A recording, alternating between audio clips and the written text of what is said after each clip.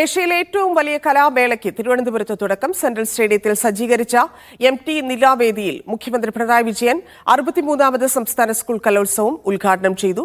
മനുഷ്യരാശിക്ക് നഷ്ടമാകുന്ന നന്മ കലയിലൂടെ വീണ്ടെടുക്കാനാകണമെന്ന് മുഖ്യമന്ത്രി പറഞ്ഞു.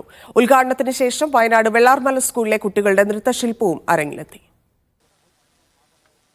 പ്രത്യേകം തയ്യാറാക്കിയ കൊടിമരത്തിൽ പൊതുവിദ്യാഭ്യാസ director doctor S. Shanavas IAS കൊടിയുയർത്തിയതോടെ ഉദ്ഘാടന ചടങ്ങുകൾക്ക് തുടക്കം.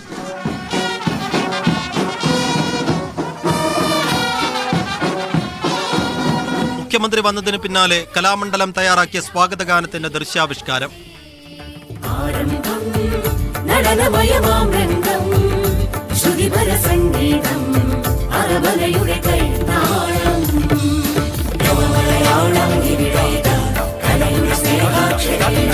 സ്വാഗതഗാനത്തിന് ശേഷം സ്റ്റേജിൽ തയ്യാറാക്കിയ കൽവിളക്കിൽ മുഖ്യമന്ത്രി അടക്കമുള്ളവർ തിരിതെളിയിച്ചു.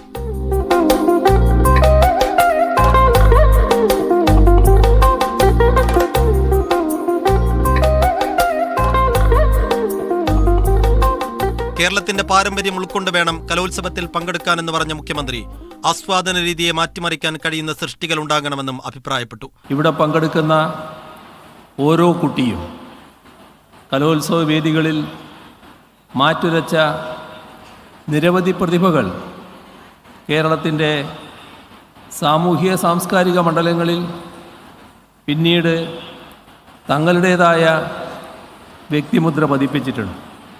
ആ ബൃഹത് പാരമ്പര്യം ഉൾക്കൊണ്ടുവേണം ഈ കലോത്സവങ്ങളിൽ പങ്കെടുക്കാൻ. ആരോഗ്യകരമായ മത്സരങ്ങൾ മതിയെന്ന അധ്യക്ഷ പ്രസംഗത്തിൽ മന്ത്രി V. ശിവൻകുട്ടി, എൻ്റെ പ്രിയപ്പെട്ട കുഞ്ഞുങ്ങളോട് എനിക്ക് പറയുവാനുള്ളത് വിജയമല്ല, പങ്കെടുക്കലാണ് ഏറ്റവും പ്രധാനപ്പെട്ട കാര്യമെന്ന് ഞാനിവിടെ സൂചിപ്പിക്കുകയാണ്. ആരോഗ്യകരമായ മത്സരമാണ് അങ്ങനെ ഇവിടെ നടത്തേണ്ടത്. പരസ്പര ബഹുമാനവും സ്നേഹവും അച്ചടക്കവും വേണം. ഉദ്ഘാടന ചടങ്ങ് പൂർത്തിയായതിന് പിന്നാലെ എല്ലാ വേദികളിലും മത്സരങ്ങൾ ആരംഭിച്ചു. പ്രധാന വേദിയായ MT നിലയിൽ ഹൈസ്കൂൾ കുട്ടികളുടെ മോഹിനിയാട്ടമായിരുന്നു ആദ്യ ഇനം. മീഡിയ 1 തിരുവനന്തപുരം.